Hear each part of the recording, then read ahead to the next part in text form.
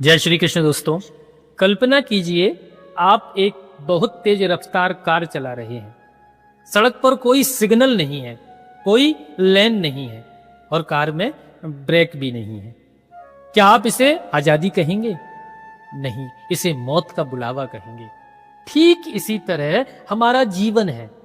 आज हम सोचते हैं कि जो मन में आए वो करना ही आजादी है, लेकिन शास्त्र कहते हैं कि बिना मर्यादा के इंसान बिना लगाम के घोड़े जैसा है, जो खुद को भी गिराता है और सवारी को भी मार देता है। भगवान का अगला जो दिव्य गुण है वो है मर्यादा। मर्यादा वो लकीर है जो अगर रावण पार करे तो उसका सर्वनाश हो जाता है, और अगर कोई जीव उसके भीतर रहे तो साक्षात परमात्मा उसकी रक्षा करते हैं। आज हम समझेंगे कि मर्यादा हमको बांधती नहीं बल्कि हमको सुरक्षित करती है। दोस्तों, अंत तक बने रहना, क्योंकि आज मर्यादा की वो परिभाषा खुलेगी जो आपको भीड़ से अलग पुरुषोत्तम बना देगी। दोस्तों, जब हम मर्यादा की बात करते हैं तो सबसे पहला नाम आता है भगवान श्री रामचंद्र जी का। राम जी चाहते तो दशरथ जी की आज्ञा को ठुकरा सकते थे।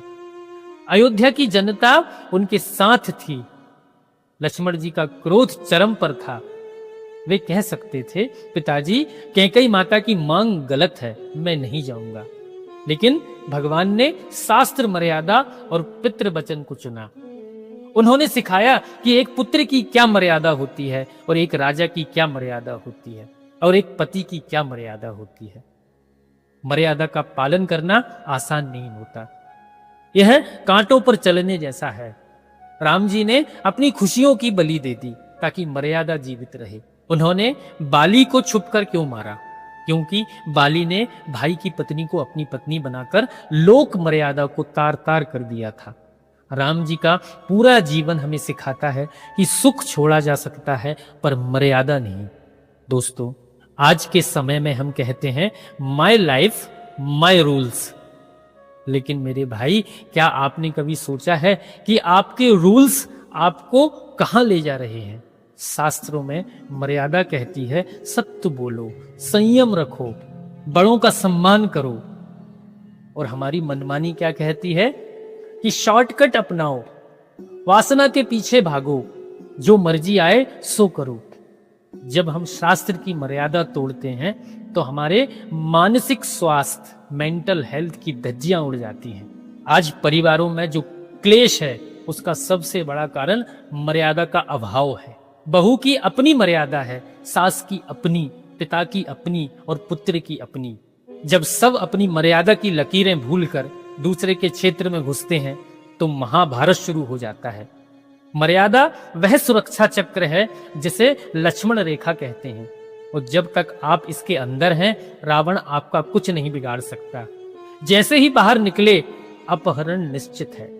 दोस्तों, मर्यादा का एक रूप और देखिए, पितामह भीष्म।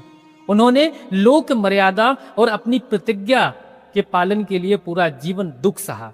बाणों की शैया पर लेटे हुए भीष्म से जब पूछा गया कि आपने अधर्म का साथ क्यों दिया, तो उन्होंने कहा, मैं अपनी मर्यादा और प्रतिज्ञा के बंधन में था। दोस्तों, मर्यादा की शक्ति देखिए। काल यानी मौत भी भीष्म के पास तब तक नहीं आई जब तक उन्होंने खुद अनुमति नहीं दी। जो व्यक्ति मर्यादा का पालन करता है प्रकृति उसके वश में हो जाती है। लेकिन याद रखना, मर्यादा केवल बाहर दिखाने के लिए नहीं, भीतर के आचरण के लिए है। आपकी आंखें क्या देखती हैं, आपकी जुबान क्या बोलती है और आपके कान क्या सुनते हैं, यहां भी मर्यादा होनी चाहिए। दोस्तों, अगर आप चाहते हैं कि आपका जीवन भी अनुशासित और सम्मानित हो तो ये 4 सूत्र पकड़ लीजिए। पहला है वाणी की मर्यादा। बोलने से पहले तौलें कि क्या यह सच है, क्या यह जरूरी है और क्या यह मीठा है। कड़वी और झूठी वाणी मर्यादा का कत्ल करती है। और दूसरा है आचरण की मर्यादा। अकेले में भी ऐसा कुछ ना करें जो आप सबके सामने नहीं कर सकते। चरित्र वही है जो आप अंधेरे में करते हैं। तीसरा है संबंधों की मर्यादा। हर रिश्ते की एक पवित्र सीमा होती है, उस सीमा का सम्मान करना ही मर्यादा है। और चौथा है शास्त्र का अध्ययन। कम से कम 10 मिनट गीता या रामायण पढ़िए ताकि आपको पता चले कि क्या करना चाहिए और क्या नहीं।